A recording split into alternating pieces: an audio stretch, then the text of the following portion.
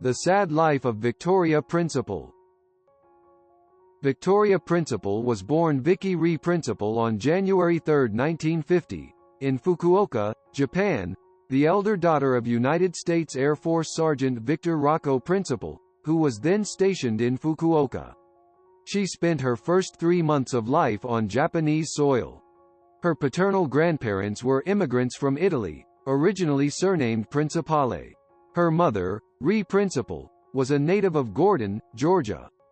Victoria has a younger sister, Kim, who is married to composer Russell Fetherolf. As her father was in the U.S. military, the family moved often. She grew up in London, Puerto Rico, Florida, Massachusetts, and Georgia, among other places. She attended 17 different schools, including studying at the Royal Ballet School while her family was stationed in England. The principal began her career in TV commercials, appearing in her first at age 5. After graduating from South Dade Senior High School in 1968, she enrolled at Miami-Dade Community College, intending to study medicine. However, months before completing her first year of studies, she was seriously injured in a car crash while driving home from the library. The principal began her career in TV commercials, appearing in her first at age 5. After graduating from South Dade Senior High School in 1968, she enrolled at Miami-Dade Community College, intending to study medicine.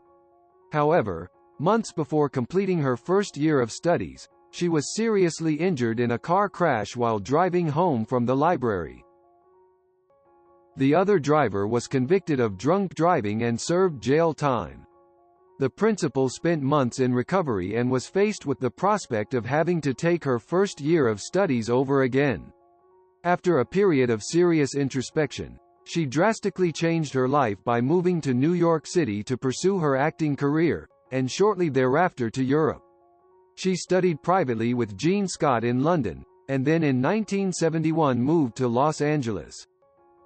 Failure in love. Her eyes always bring a sad sadness. Is known to have 2 broken marriages and has no children. Her first marriage was to writer-producer Christopher Skinner, whom she met in 1978 when he played a bit acting part on Dallas. The couple wed soon after beginning their relationship. However, they filed for divorce 2 years later in 1980, which was finalized in 1981. Principal had a high-profile relationship with English singer-songwriter Andy Gibb. The pair met on The John Davidson Show in 1981. The couple had immediate chemistry, and celebrated their love in a duet song, All I Have to Do Is Dream, a modest pop chart hit that peaked at number 51 on the Billboard Hot 100 on September 12, 1981. The recording was the last single by Gibb and is the only single recorded by the principal. The relationship ended in March 1982, due to Gibb's escalating drug addiction problems.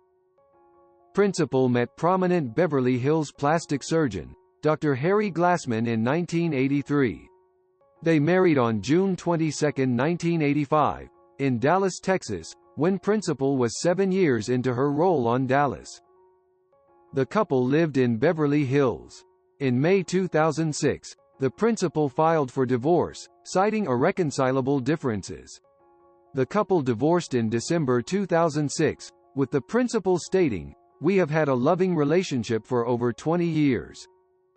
Continuing her career as mentioned as follows, Principal decided to leave acting and became a Hollywood talent agent and booking agent, which was her profession from 1975 to late 1977.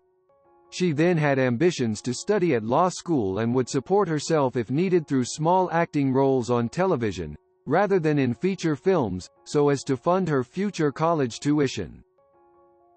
In 1977, she made a return to acting in a guest appearance on the pilot of the television series Fantasy Island, which aired on the ABC network, and in the 1977 television film The Night, They Took Miss Beautiful on the NBC network.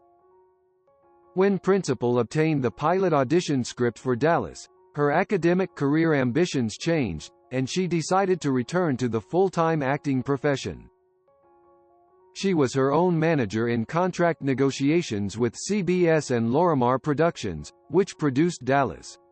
When Principal signed her Dallas contract, she omitted the clause that would have given the network the right to consent and profit from her outside endeavors. Dallas became a global phenomenon with the 1980 Who Shot JR? Cliffhanger mystery reveal, at the time the highest-rated aired television episode in U.S. history. Titled Who Done It, the episode is the fourth episode in the fourth season of Dallas, which remains the second highest-rated primetime telecast ever.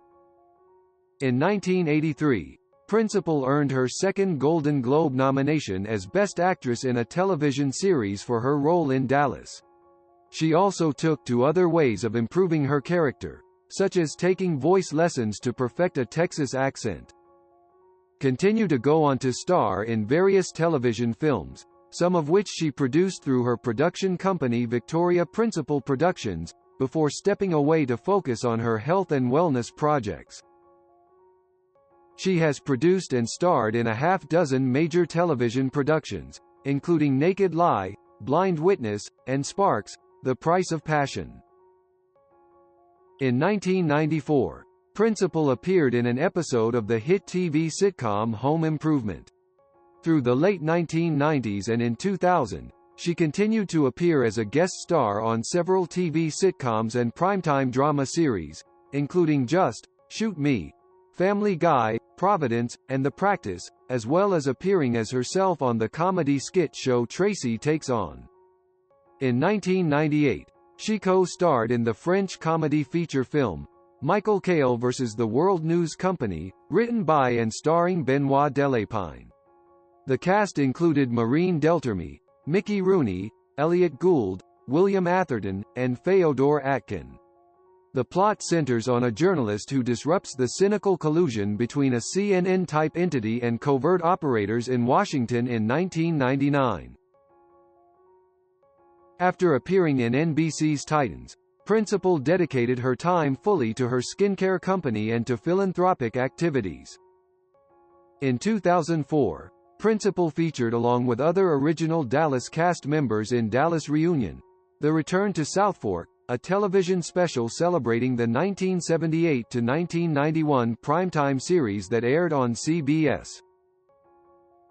Through that chain of events, we understand that life is indispensable with unforeseen accidents and ultimately fruitless marriages.